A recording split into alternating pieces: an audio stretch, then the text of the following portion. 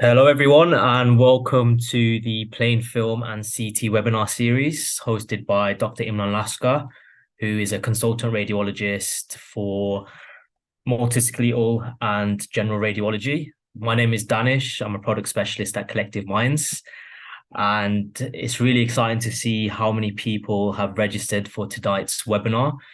I know a lot of you, it is Halloween. A lot of you could have been out trick or treating. But on a real, we do really appreciate you guys taking the time out and supporting this webinar series. It just allows us to continue to provide valuable content through our platform. So I'll be sharing the collection just here for tonight's webinar in the chat below, so you can follow along as Imran goes through the cases. And if you have any questions, raise your hand or just use the chat box to put your questions into, and I'm sure Imran will respond to that. So let me just put that there now. Other than that, you should all have a user for the CMRAD platform. If you don't, you can email us on support@cmrad.com and we can get you a username sent out to you so you can have full access to the platform.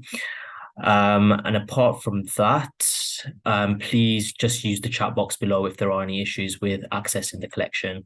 So I'll hand it over to Imran now. Hi everyone, welcome to another webinar where we go through a few cases.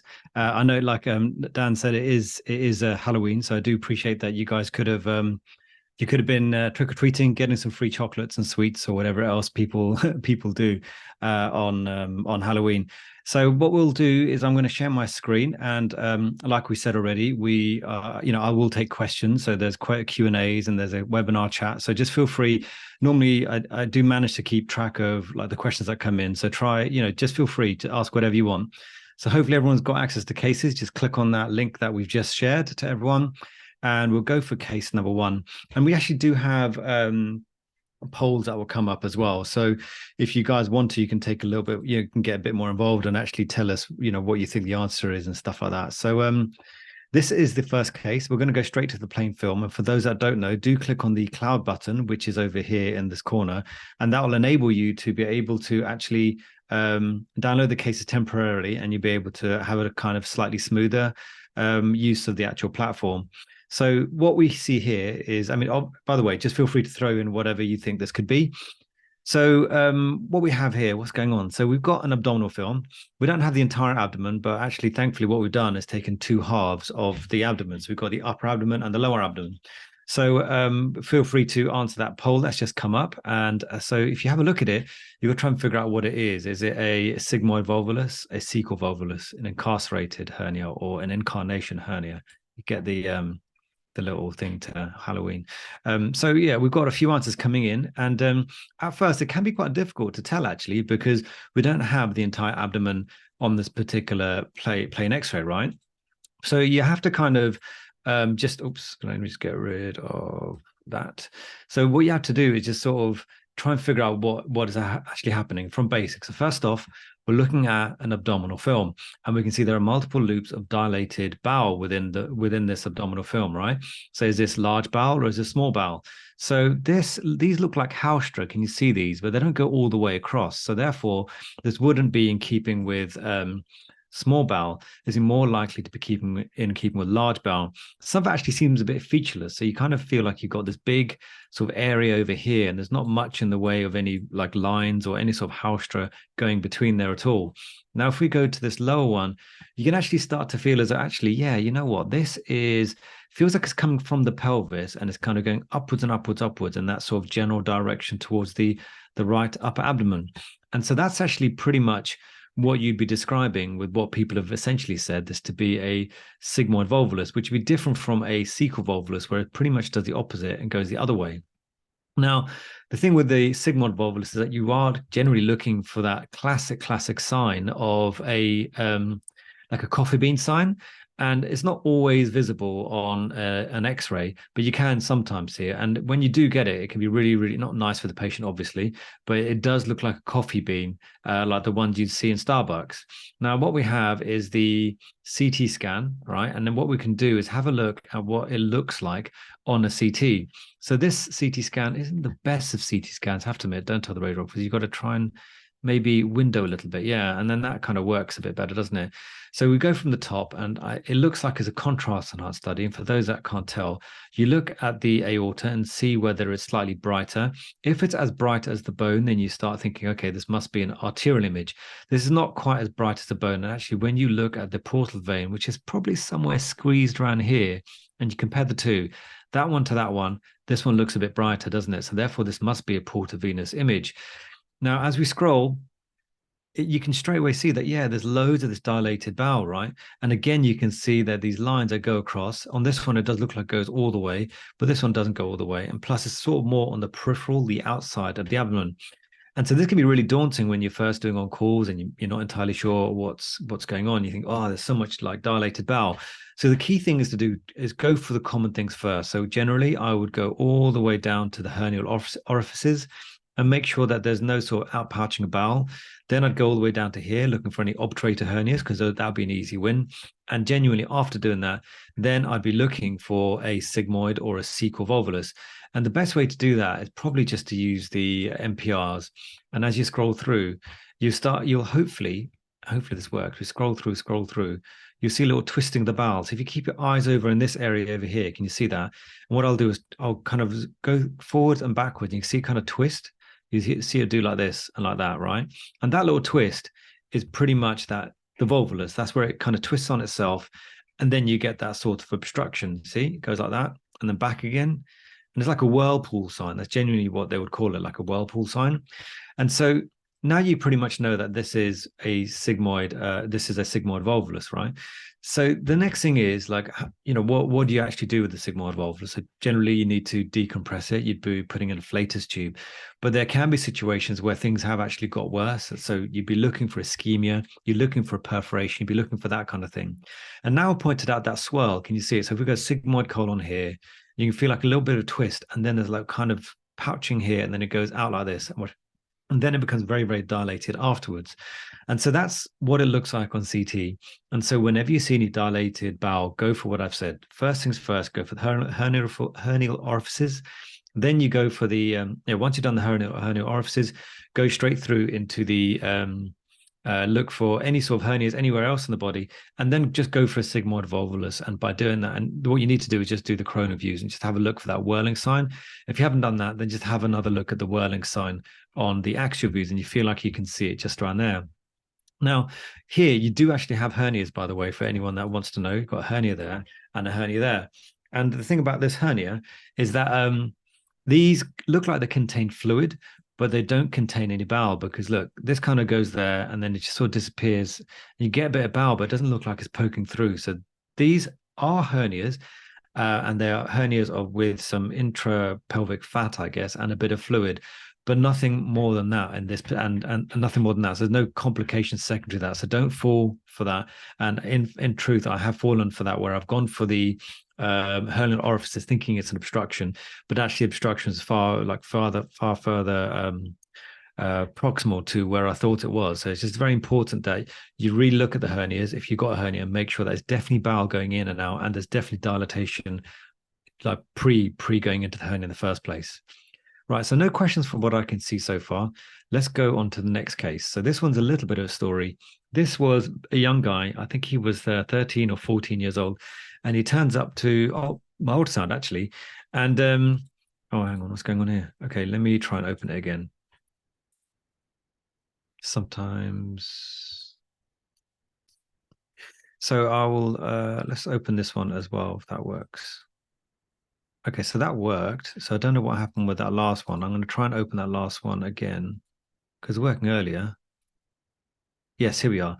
So he'd come to ultrasound, and he was saying that he has now got a pain on the outside of his leg. And this is new. And I asked him, look, are you very active these days? And he was like, yeah, I've been pretty active. I've been getting into it was Muay Thai, so he was doing a lot of kicking and things like that. So his parents felt as though maybe he got injured or something along those lines. And so I did the ultrasound, and this is what it genuinely looked like. So are people really going for exorcism, by the way? That was a bit of a joke. So enchondroma, exorcism, exostosis, and fibrous dysplasia. So at this point, I pretty much knew what I thought it could be, but it's kind of an outpouching thing, and I'll show you. So look, this is sort of this is the outside of his leg, right? And this is his sort of distal femur.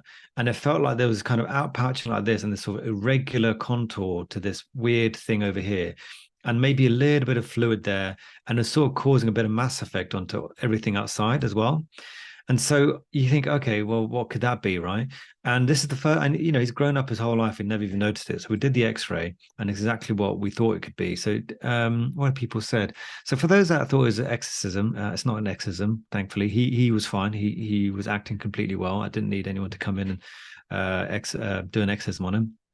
And it's not an enchondroma. There's not much in the way. It's not kind of enchondromas won't poke out like that. And generally speak, find them in the fingers, the phalanges. And fibrous dysplasia would be intermedullary and have a very sort of ground glass appearance, right? But this is an outpouching and is pointing away from the joint, right? It's pointing away from the joint, right? So therefore, this would be in keeping with an exostosis, right, or an osteochondroma. And so what can happen is that, like he was saying, he has a bit of pain. And so that is actually something to worry about. So if someone has pain around getting to puberty around that time, then you should start worrying that there could be something else going on. Even if they suddenly ended up having pain, that is one of the things that you need to be investigating a little bit further. So this person would end up probably need to get an MRI scan. They would have to look for, and you can do this on ultrasound as well, look for a cartilaginous cap, and that's like a little hat, just so like you get a mushroom. You got a little mushroom like this. Hang on, let's try and draw it. The results are there. So yeah, most people went for an enchondroma. Okay, well, not most people. I know most people went for exostosis, but enchondroma, I think maybe you just saw the ease and went for that. So you go like this, and you got the kind of little poking out like that, and then you've got the sort of cartilaginous cap that sits on top of it, and you've got to sort of measure like how thick that is, and if that's more than 1.5 centimeters, then again you've got to start worrying there could be something more to this. It could be having like a malignant transformation. I suspect in this particular child, this is probably going to be benign.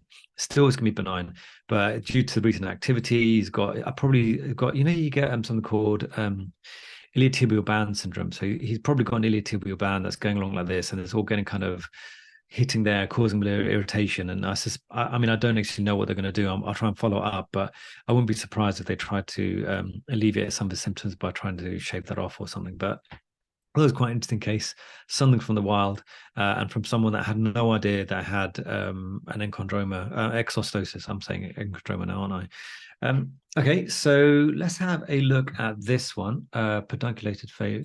Yeah, that's a nice word, actually. I think it's one of my favorite. It's one of my favorite. I like interceptions, not for people, but I quite like that word. And yeah, pedunculated is a nice word as well. Nice way to describe things. Okay, so this is something that it looks a bit spooky, doesn't it? It's a skull, and I think in the beginning it can look a little bit scary because you can't really sort of undress the picture with your eyes, as it were. But what you have to do as you get used to it is to really try and draw out the anatomy that you know. So the eyes are around here. You got your nasal septum. You've got your maxillary sinuses here, and you got your ethmoid sinuses over here. And what you start to notice, okay, so that must be a whole load of sinuses. And the same as over here, these are the mastoid air cells right at the back over here as well. So that's all the aerated stuff that you would be looking for. And actually, just here you can see the frontal sinus as well. So they all look okay. We're not particularly worried, but they've done this facial view, right? So one of the things I would be looking for in a facial view is definitely to look for when there's any fluid within the maxillary sinuses, because sometimes if you've got a significant fracture of the maxillary sinus wall or the orbital floor, then you can get a lot of fluid sitting there, and that could be a bit of a telltale sign. I would always look for a bit of herniation of intraconal fat as well. Sometimes that can happen. Is someone a dentist here? So wisdom teeth hasn't moved down. Yeah, so wisdom teeth, I wouldn't really go for the wisdom teeth on this one. Ideally, you want to get an OPG if you want to be looking at the wisdom teeth, because you get a really nice view of the teeth and the mandible, and you can see whether there's any dental caries or anything like that. So I really look at the dentition. In this one, it's gonna be difficult to be 100% sure as like what's upper jaw, what's lower jaw, and whether whether tooth have unerupted or not. So we'd normally say a tooth is erupted, like a volcano. You'd say erupted or unerupted, right? So when you're looking at pediatric ones, they're normally unerupted wisdom teeth, right? In an adult patient, you probably wouldn't mention it, just that they've got full set of teeth. But yeah, someone has come out with it, and yeah, what you do actually have to follow the mandible all the way around, like so. And generally speaking, they do say that the mandible is like a polo. So for those that don't know what a polo is, it's like a mint, and the mint is like a circle. So they've got this hole in the middle of it, and then the rest of it's like a mint. And they used to, I don't know if they still do this, but they used to sell the middle bit as well, called polo holes or something. But they say that when you break a polo, you don't break in one place, you break in two because it's a continuous loop. And so it's the same thing with the mandible because it's almost like a continuous loop, and you normally get a fracture in more than one place. But having said that, in truth, I have seen fractures in one place. Same with the inferior and superior pubic rami. Sometimes you get a unilateral kind of one area fracture, but it's something to be aware of that if you do see a fracture, you should really look for a second one if you're not looking for a second one already. But if you compare this side with this side, you can see that this looks very, very jagged, looks slightly out of place. And exactly like someone said, it does look like it's the mandibular neck. That's going to be the condyle over here. The mandibular neck does look a bit, it looks fractured, doesn't it? And looks slightly out of place. So they're probably not able to close their jaw at all, this poor patient. But anyway, that's a bit of a spooky case with that nice little picture of a skull. Right. So is it just me, by the way? Like when it comes to Halloween and stuff, I can't help but look at the skeleton costumes and just wonder how they got the anatomy so wrong. Is that really weird? I think it might be, but I just can't help it. Like my son, he just bought a skull, and I just kept looking at it. It's so incorrect. Like, what is that? Like, those are the wrong suture lines. Everything about this is just wrong. But yeah. Anyway, me just being weird, I guess. So well, no, I'm not the only one then. Good. So then let's have a look at this one. So this is yeah, or like wrong number of ribs, like everything's just wrong about it, like all of it.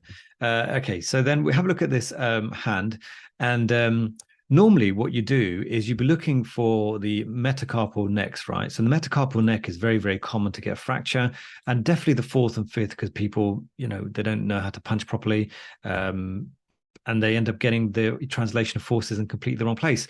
But this one doesn't look bad at all. There's no fracture. Then you go to the bases as well and just make sure that looks okay. And I'd really zoom into these because sometimes you get a bit of overlap. You're not entirely sure. And I genuinely try and draw around it as well, just to be sure that you can see that there is no abnormalities there, right? So what have we got? We've got the scaphoid, you've got your lunate, you've got your hamate, you've got your trapezium that goes to the thumb, you've got your trapezioid, you've got your capitate. Oh, no, that's your hamate. And so that's your triquetrum. Yeah. Some lovers try positions they can't handle. So that's your anatomy there. And then what you need to do is you zoom into the kind of more lateral view and just try and see if you can identify the bones and then maybe even find the fracture.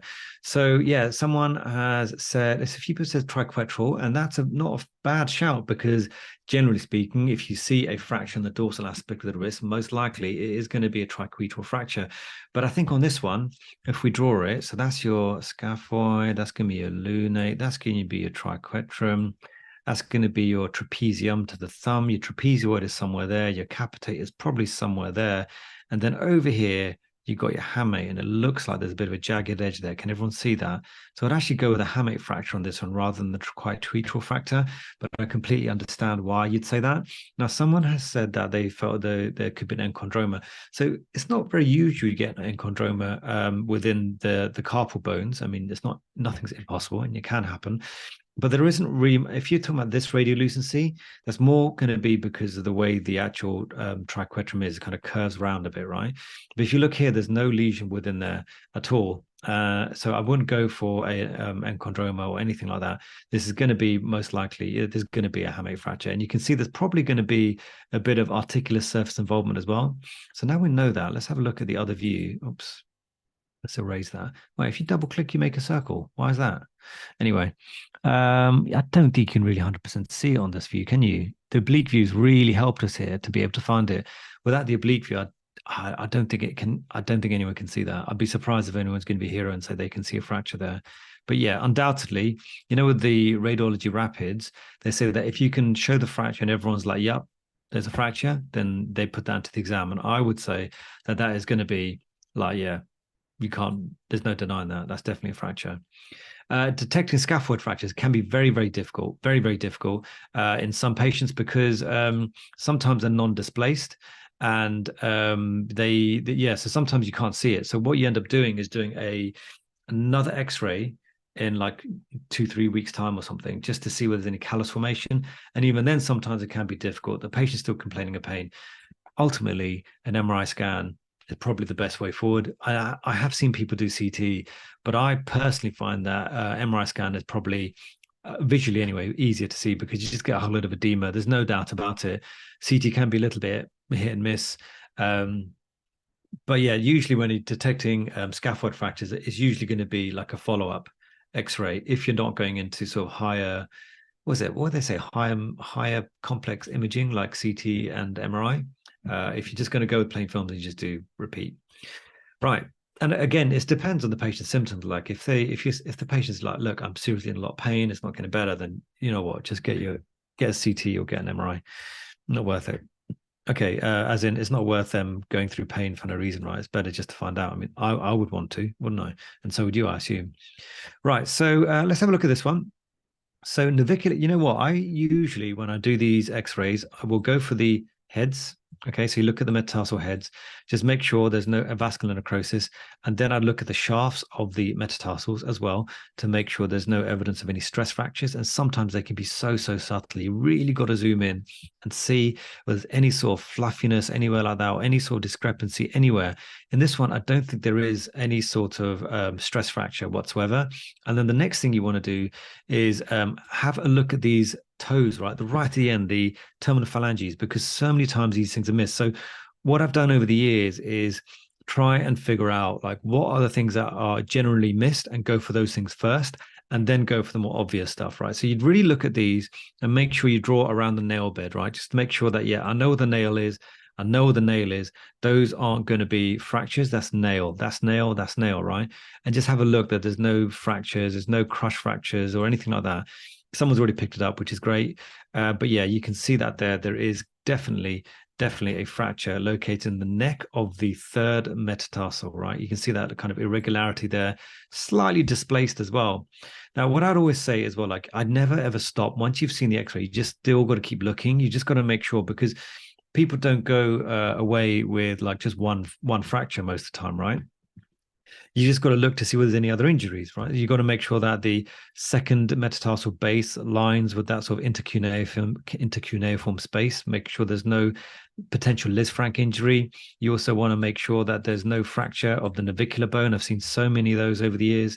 Cuboid as well, very, very common. Interestingly, I've noticed that we get a lot of CT scans because in truth, the foot X-ray looks normal.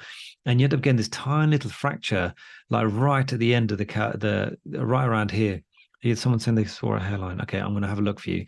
So there's someone saying maybe a fourth hairline. So 1, 2, 3, 4. And we're going to zoom in a bit. So you know what? These days I tend to not go for hairlines. Like I remember when I was, yeah, I just don't generally go for it unless it's like unless a fracture is blindingly obvious. I don't really go for it. So you're saying fourth, I assume neck. Okay, so fourth neck. So we're going to zoom in a bit. Okay, and we've got to try and draw around. So first of all, draw around, make sure we can really identify.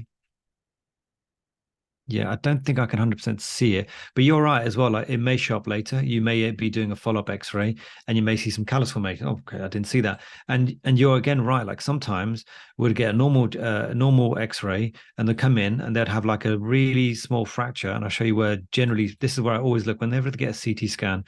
I always look in this area over here, the distal sort of the distal calcaneum and the cuboid are very common places, and around here as well, like the kind of more medial aspect, or I guess that'd be the lateral aspect, the more lateral aspect of the navicular. This area here seems to get really tiny, subtle fractures as well. So very, very important to look. And obviously, you know, the less likely places to have a look is that sort of lateral malleolus, the medial malleolus. Look at the tarsal dome as well, because yeah, sometimes people have got a more significant injury than they've alluded to, and they've got more fractures than you'd otherwise initially anticipated. Right, so let's go to the next case. And again, I'll just do the download button here. And let's have a look here. So we could do the same thing. Look, genuinely, it's the same thing every time. I always do the same things. I have a look at the metatarsal heads, make sure there's no evidence of any fracture there. No, they all look good and everything looks nicely aligned. I can't convincingly say I can see any stress fractures.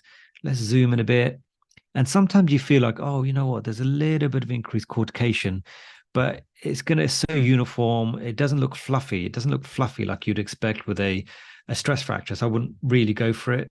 Again, you can see that second metatarsal base aligns nicely with that intercuneiform space as well. So that's good. We're looking at the metatarsal heads and they all look okay. So no stress fractures. And then you want to go look at the terminal tufts. We can see the nail bed is like so, nail bed is like so. So you kind of attuned your eyes to what the nail beds look like. And then you want to see and make sure there's no terminal tuft fracture. Maybe someone stamped on their foot or something like that. And then you want to then look at the next very common place for a fracture is going to be the base of fifth. And this one does look like it's a little bit irregular around there. So we may come back to that. And then you want to have a look at the navicular, like I said, have a good look around this area. It seems to be a very common place to get fractures. And of course, the ankle, sometimes you're lucky, well, lucky, unlucky for the patient, lucky for us to pick up a fracture there. But then actually, when you go to the slightly more oblique view, you can first off see there's a little bit. So if you look at that sort of soft tissue, subcutaneous tissues, it looks a little bit more edematous around this area. And just here, you can see that there is what looks like a fracture, but it looks like there's a fracture going this way and potentially another fracture going this way, not convincingly going to the articular surface, but definitely a fracture at the base of fifth. And that's a very, very common fracture to have. So this is a base of fifth fracture. Jones fracture. Oh, man. I always have to remind myself of these ones. I genuinely look these up. So why don't we all look it up together then? What do you think?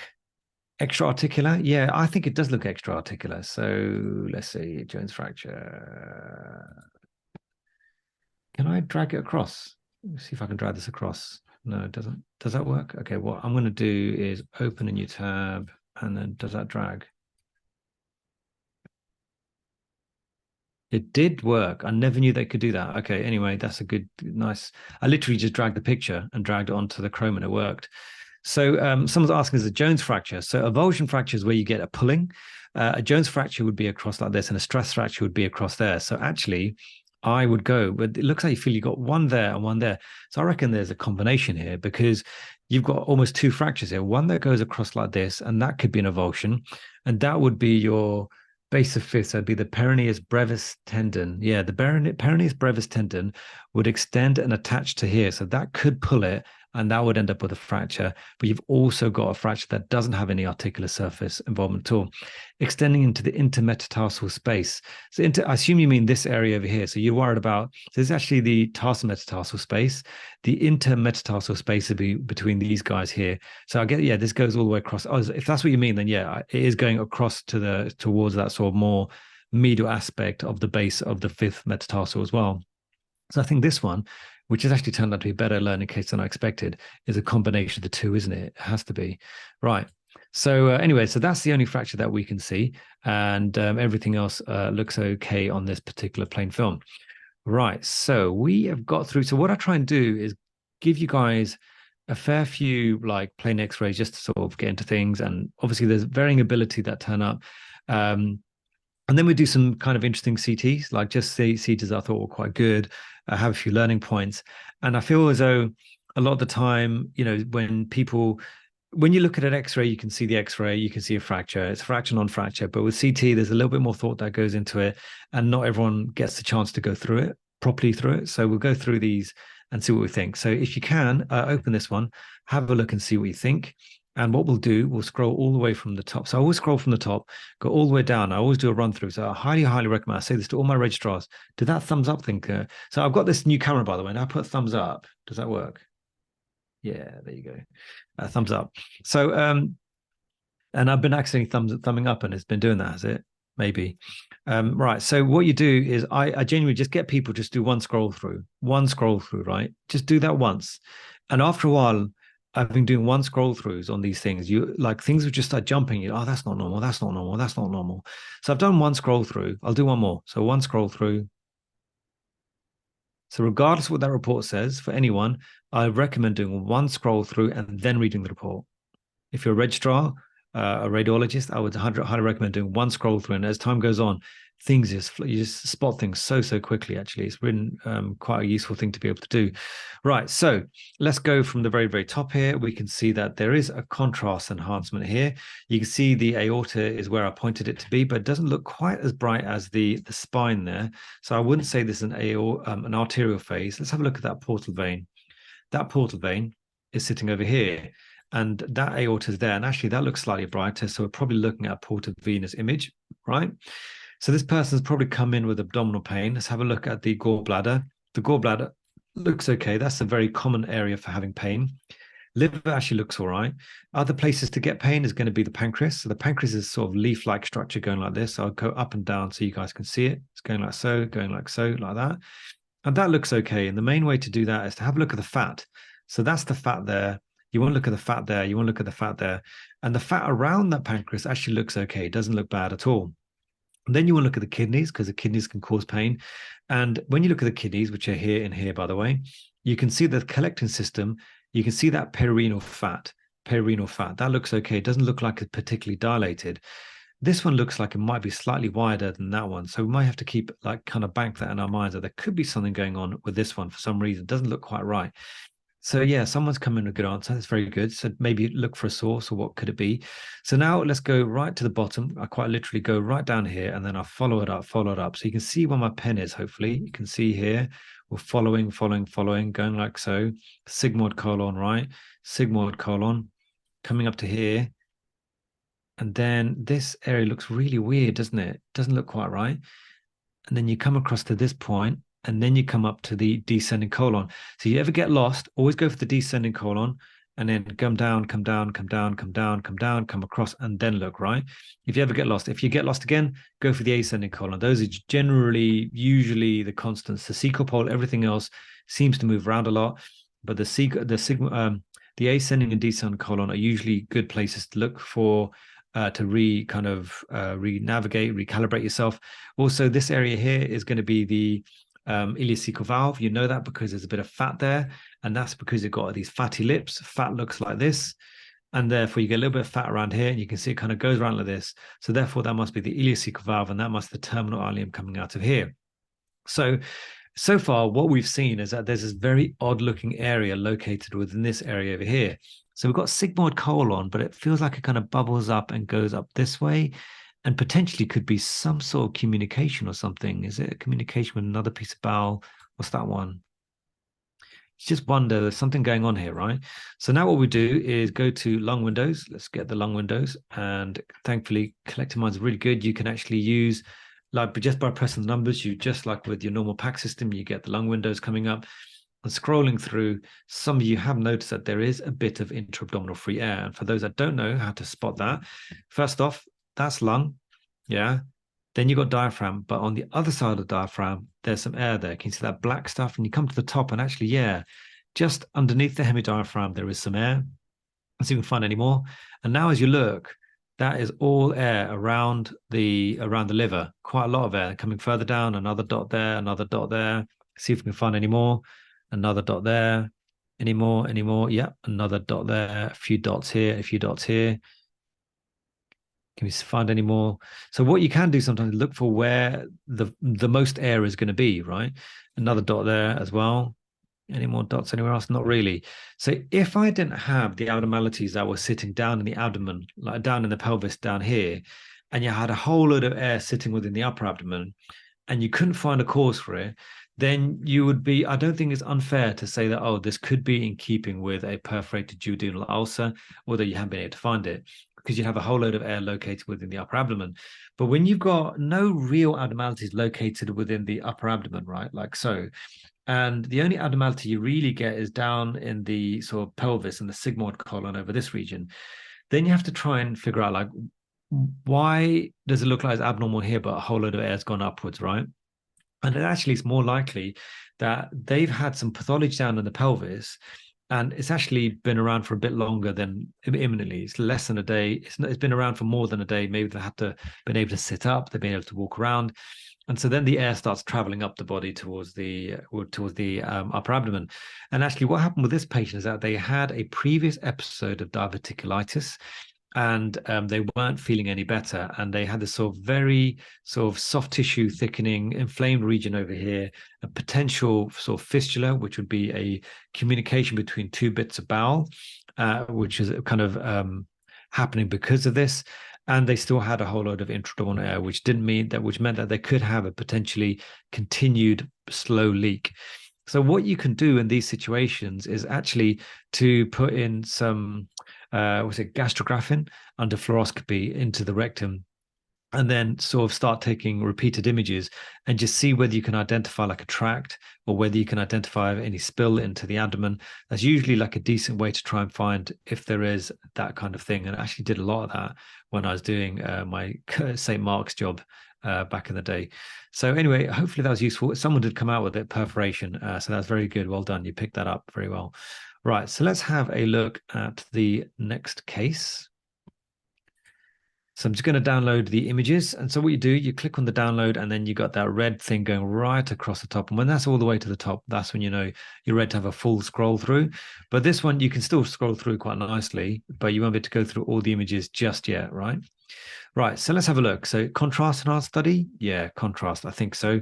What phase? So let's look at the portal vein. The portal vein is there. That looks slightly brighter. So therefore, someone said lots of fat. Whereabouts? Okay, so I mean, everyone's got a bit of fat, don't they? So then you got your portal vein that's there. You got aorta that looks like that. So this is brighter. This must be a portal venous phase image. And then what I'll do what I promised. I'll do a one scroll through.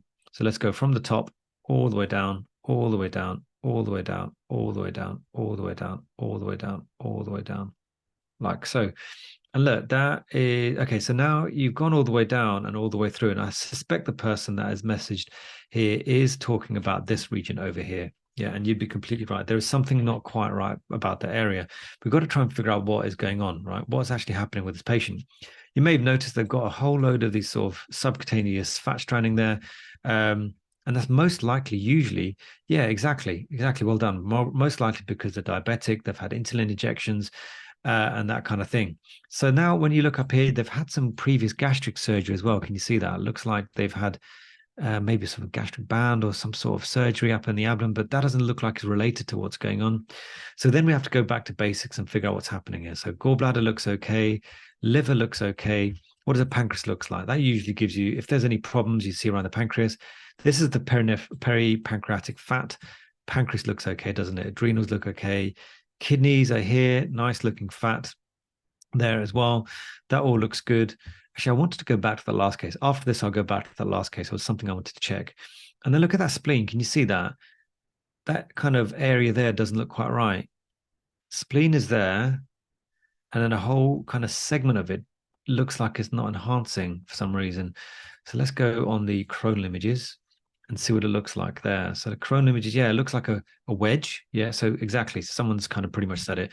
So it looks like a wedge, right? And so when you got wedges, yeah, then it's most likely to be an infarction. There's been an infarction. If you get wedges in the kidney, it's an infarction. You get big wedges in the liver, it's probably going to be infarction.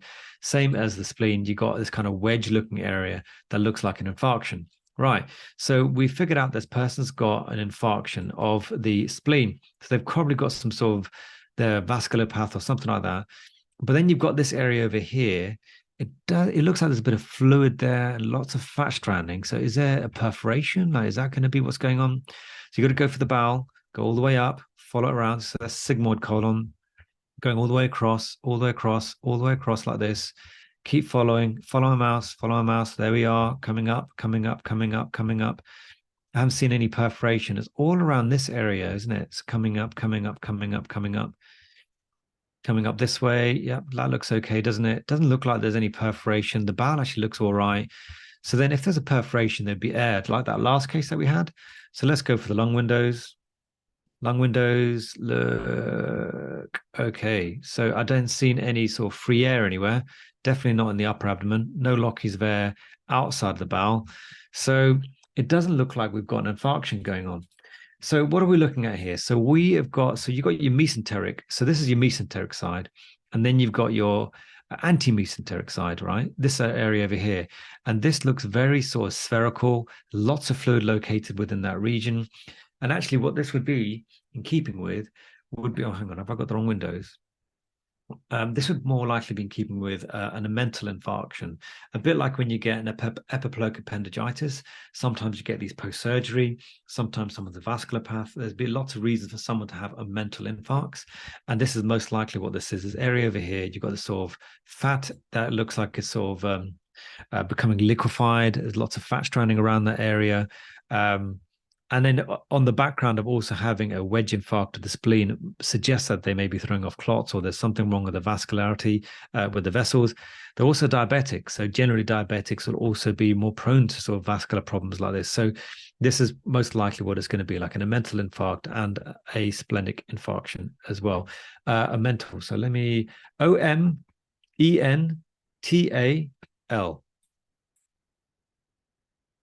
Oh, you know what? I haven't written that well. That's an E, yeah? T-A-L,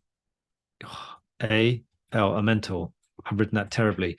But a mental infarct, have a look. It's quite interesting, interesting little thing that can happen.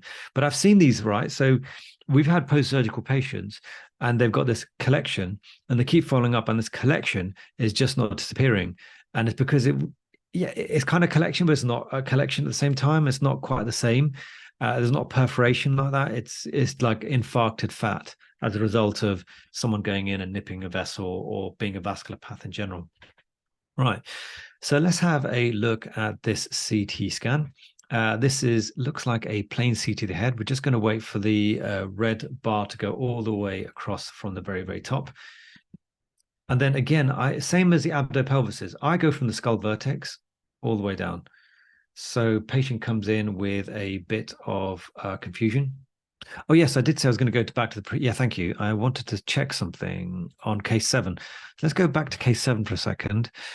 And one of the things I mentioned was the left ureter looked a bit dilated. Not dilated, but it looked a bit prominent. And I was wondering whether sometimes what can happen is if you follow that down, that's ureter, keep following, keep following, keep following. Exactly right. So sometimes the inflammation that's resulted from something else can result in an obstruction of the ureters, because look, the ureter is going to be all the way down there. It's kind of creeping around this area over here, and then it's going to end up in the urinary bladder down here, right? So it has to sort of traverse or go through this area of fat stranding and inflammation and that kind of thing. And actually, when you come back up and have a look at the two ureters, that does look slightly wider. And you would almost, if I zoomed in a bit, you feel like that wall is slightly thickened, very, very slightly thickened. So I wouldn't be a betting person, but if you look on the side, it looks all right. But here it looks slightly thickened, slightly dilated. And I think that would be secondary to inflammation down there. So that's kind of so it's good to keep thinking forwards as to what could be causing what, depending on the anatomy it is. And that was something I forgot to mention on that last one. So thanks you for reminding me about that. So, okay, let's go to this one. This is CT head. And this person came in with confusion. I think it was confused. I mean, they were, yeah, that generally speaking, it's going to be head injury or confusion, right? So when you look at the CT head, you can see that there is, they look older-ish, they don't have like a full brain. There's big kind of valleys within it. So this is going to be some older person, slight involutional changes. Let's go from the very, very top. I always go from the vertex all the way down, all the way down, all the way down, all the way down like so, all the way down like so, all the way down like so. So I haven't seen anything grossly abnormal. I'd always look at these vessels. So if you don't know, these are your MCA vessels, and they can be slightly brighter or denser when they have an infarction or thrombus. So that's what I'd be looking for, and I haven't seen anything like that. And also you look for sort of like the brain parenchyma, right? And look at it where they're symmetrical, because sometimes the only thing you'll see is like a complete lack of gyri on the one side, or sulci on one side compared to the other. And then as you look close, you realize, oh, it's very edematous. So you're seeing a very early infarction or ischemia. I haven't seen anything like that. Recently, I've started to be a bit more better at looking for a colloid cyst. They can be very, very small, and people don't see them often because it can be very small. It's always a good idea just to look for them in the first place. But in truth, the brain parenchyma on this particular patient is completely fine. But someone in the chat has correctly identified there is something up with the front of the skull. So if you look at that front of the skull there, that doesn't look quite right. That kind of cortex and the posterior aspect doesn't look right. The cortex there doesn't look right. If we come further upwards, look at that frontal cortex. It looks like it's kind of been eaten away. There again, it's gone. More is gone there. And as you scroll through, you see more and more of these, right? And they're just all over the place. So they're different from these. So sometimes people get worried and say, oh, is that a metastasis? But this, if you look at that, if we zoom in, it's very, very, very well defined, right? You can see that. So that's going to be like a venous lake. It's going to be blood vessels. These are fine. These ones that we saw earlier are not fine because you can see the loss of the cortex. It looks like it's infiltrating across. And actually, yeah, exactly right. It's well done. Someone said it correctly. If we come down all the way down as well, all the way down, all the way down, can you see, look, more skull is kind of gone on this area here, right in that area further down. So what you actually have is exactly right. You've got multiple lytic lesions located within the skull. Can be a wide differential. Obviously, I mean, can be metastasis, like you said, myeloma. It can be like Langerhans, that you can get sort of erosion, sort of destructive process going on as well. And this particular patient, it turned out to have an underlying malignancy and multiple osseous metastasis. But it's just interesting to know that they come in with something completely different, and it turns out they've got multiple osseous metastases, and it's because of their primary lesion. So yeah, I thought that would be quite an interesting case. And let's go for, yeah, this is the last one, I think.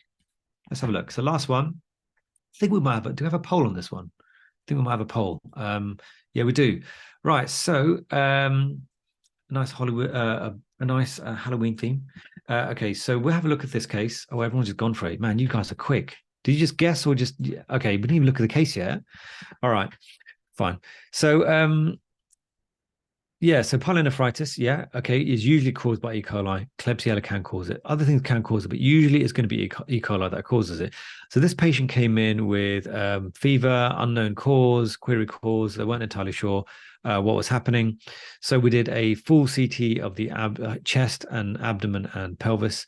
So you go through and you can see that what they've done is like a single phase study. It looks like they've done a portal vena study, because if you look at that, portal vein looks brighter than the aorta. Sometimes when you do split, you do like a CT chest and then abdo-pelvis. You do an arterial chest and then the abdo-pelvis. And this situation was just done one run through. So let's have a look at the lungs, make sure there's no consolidation or anything like that. So these lungs look okay, except they breathed a bit. Can you see? It looks like little swans on a painting. It doesn't look very pristine. So it's not the best, but you can see that there is definitely no kind of consolidative change. The lungs are very, very clear. Other clue would be if there's any lymphadenopathy. So lymph nodes would be within the mediastinum or the hilar regions. Nothing like that anywhere there. Upper abdomen. Okay, gallbladder looks okay. Yeah, more commonly in female, apparently. So yeah, E. coli infections are more commonly in female, right? Exactly. So then we have a look at the rest of so we look at the pancreas. So pancreas is going to be around this area. Pancreas looks okay, I think. Can't see any fat stranding. And then the kidneys, right? So adrenals are there, and you look at the kidneys, and actually they enhance normally. There's no wedge infarctions anywhere. Sometimes you get these sort of linear, hypodense sort of areas post-contrast, and that would be something like pyelonephritis. I don't think that's what we got here. But when you look at these ureters bilaterally, can you see how thick walled they are? If I zoom in, look how thick walled they are. Very, very thick walled, both of them. And that's bilaterally, right? So yeah, so good. Everyone's done pretty much correct on this poll. Probably should try and make them harder, shouldn't I? Let's pan this back to the middle of the screen and then come to the very, very top. So if we come to the top, we can see, yeah, both ureters, that one there, and that one there look very, very sort of thickened. They look slightly dilated. This one in particular looks like got a bit of fat stranding around it. If you look at the fat there compared to the fat there, that looks like there's fat stranding. So this is inflamed. You can see a little bit of fluid located within this region as well. So that looks like there's definitely some sort of inflammation going on. So what this is like, it's not entirely pyelonephritis because the actual kidneys are okay, but you definitely have some bilateral ureteric enhancement or inflammation, and that can be for the same reasons, right? Tracking infection from the urinary bladder or anywhere else. The urinary bladder itself actually looks okay as well. Now, what was interesting about this case, I thought, is that when you do, you always do the usual thing. So you've got a bit of fluid in the pelvis, which may be because of the inflammation. But when you follow the bowel, and look, this is my pen is right now.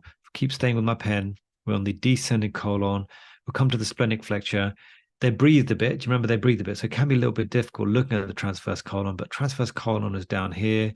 We'll come down to the cecal pole. You can see a bit of fatty lips there, which therefore must mean that that's the terminal ileum.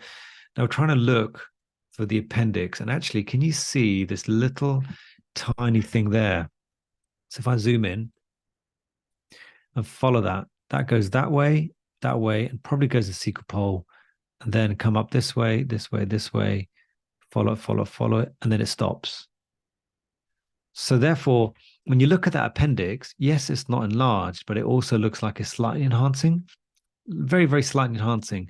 So you've got to be worried there could be like a dual pathology here. There's definitely one pathology, 100%. No doubt about it. Those ureters are abnormal, 100%, because they're hyper enhancing. They look very, very thick walled. So there is some sort of inflammation there. So I would normally go with inflammation slash infection, do a urine dip, see what you think. But also, I would encourage them to also do a clinical examination of the right iliac fossa, because that appendix looks slightly enhancing to me. And therefore, I would be concerned that they could also have a concurrent appendicitis, which hasn't inflamed or burst or anything like that, but maybe worth looking into as well. Right, so it looks like I have actually reached the last case slightly earlier than I usually do. Were there any questions? I know someone did ask me to go back to any previous cases. No questions so far. So I think we are slightly 8 minutes early. I hope that's okay. Maybe I went too quickly. So yeah, if there's no questions, I guess yeah. So do check out Collective Minds Radiology. As you can tell, they are brilliant. Really, they are. So is the can appendicitis cause pyelonephritis? Unlikely. I don't see how that could really happen because the ureters are so far away from the appendix. And remember, this is bilateral, right? We'll have a look at that actually. Myeloma case. We'll go to that. Yeah, fine. So it would be unlikely. Sorry, my doorbell does this like Halloween thing, so I'm really sorry if you can hear that. But it would be unlikely that you'd get appendicitis, which hasn't inflamed that much, burst or has no collection or anything that would cause bilateral, bilateral ureteric enhancement like that. So I don't think they're entirely related. But you have dual pathology. Sometimes I've seen things where you've got like appendicitis and a renal stone. It's like, I don't know what caused the pain. Was it the appendicitis or the renal stone? They're both on the right side, but it doesn't mean they're necessarily related.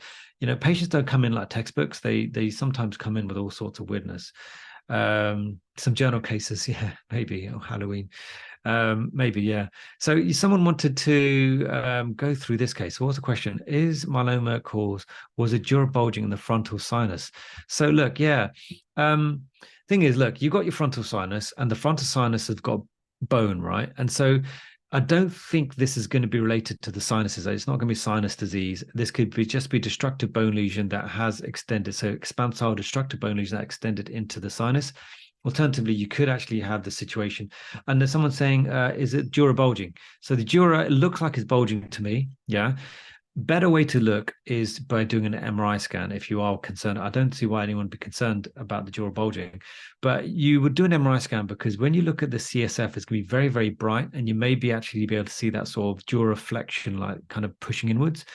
On the CT scan, though, if we do zoom in, I think you can see that, yeah, there is definitely an expansile component with some bulging there. The underlying brain looks okay. I can't be 100% about the CSF space around it, but I would think that looks okay. You can almost see a bit of CSF around it. So it's probably pushing inwards rather than infiltrating at this point. Of course it could, I suppose, at some point, couldn't it? Cool. Well, I had a lot of people turn up today. So, I mean, going from strength to strength, thank you so much to everyone that turns up. I never said I'm an expert. I just like to do cases, bit of a case geek. I love to share good cases that I get to go through. I learned from you guys as well as much as possible. So if you can, please do fill out that form. Tell us what you think. Tell me what I can improve, because I do want to be a better teacher. You may see me on Radiopedia and all sorts of things. I want to be better. So if you guys can help me, let me know where I could improve. And as always, I do really, really appreciate all of you guys. Do follow me on Twitter, Instagram, YouTube, do all sorts of funny stuff on there as well.